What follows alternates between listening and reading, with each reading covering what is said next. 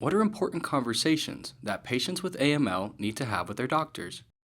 So I think one of the key conversations is getting back to this issue of risk stratification and what are the chromosome changes, what are the genetic changes, because this is the thing that's going to help determine what the best treatment is for the patient. So that would be the first thing. And it's not a simple question of what type of leukemia I have, but what are the individual genetic changes that are occurring.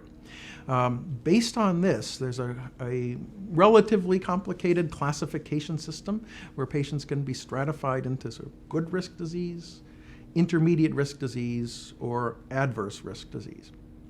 And that's important because it can sort of direct us towards what therapy is going to be the best strategy to offer the best chance of a cure. And so that's why this becomes so important. Also, there can be certain gene mutations where we have targeted therapies. For instance, there's a genetic abnormality called FLT3. We now have a couple oral medications that we can give in conjunction with chemotherapy to treat this abnormality. Similarly, there are mutations in genes called IDH1 and IDH2. We have oral medicines that can cover these abnormalities as well.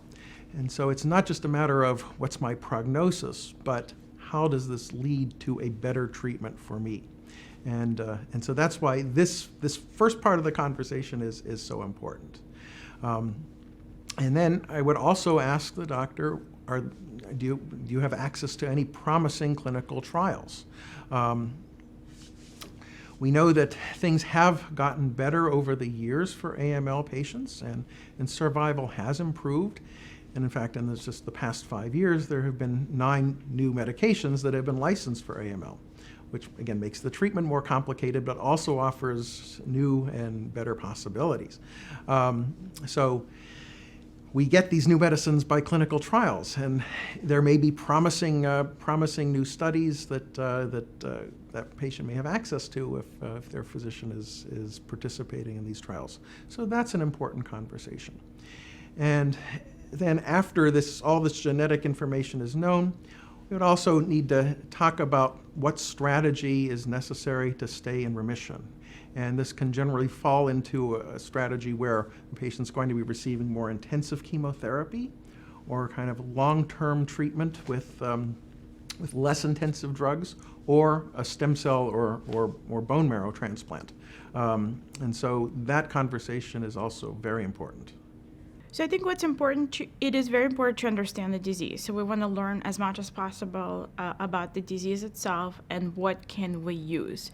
What are the weapons, so to speak, in our arsenal that we can use to fight this disease? So this is where all the molecular testing, cytogenetic testing, all of that, where that comes in. I think it's also really important for patients to know that this is the time when if you're diagnosed with this disease, you need to mobilize everyone you know. You need to mobilize your entire family, all your friends, because you're gonna need help. It's very hard to get through this without your support system. And often initially, when patients are diagnosed, understandably, they're trying to process. They don't necessarily want to talk about it to everybody. And sometimes they don't even want to talk about it to their close family members, because they don't want to upset them, and they feel that they can do this on their own. And it's very, very hard to do it on your own. You really need the support. So when you're in the hospital, you need the support of your loved ones to be there with you, to sit there with you, to bring you the things you need. And when you get out of the hospital, you need it even more. You need someone to help you at home. You need someone to bring you to your appointments. You probably will not be able to go back to work for a long time. And so we need to talk about FMLA. We need to talk about all of these important things. And this is, again, the reason why you need your support of everybody you know and are willing to help you. I think it's really, really important to mobilize everybody to help.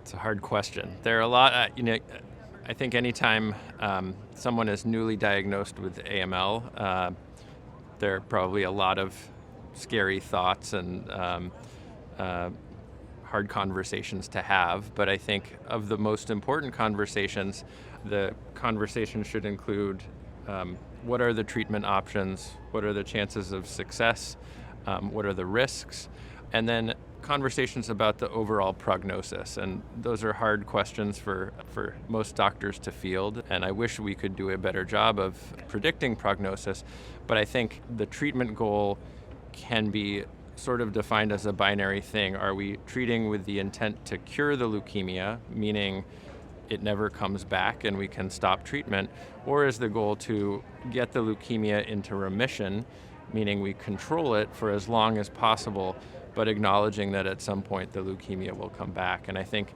in terms of prognosis, that's the main distinction to make. Are we treating with the intent to cure, or are we treating with the intent to prolong life? And so I think conversations about that part, as well as the specific treatment, are really the most important to have early on.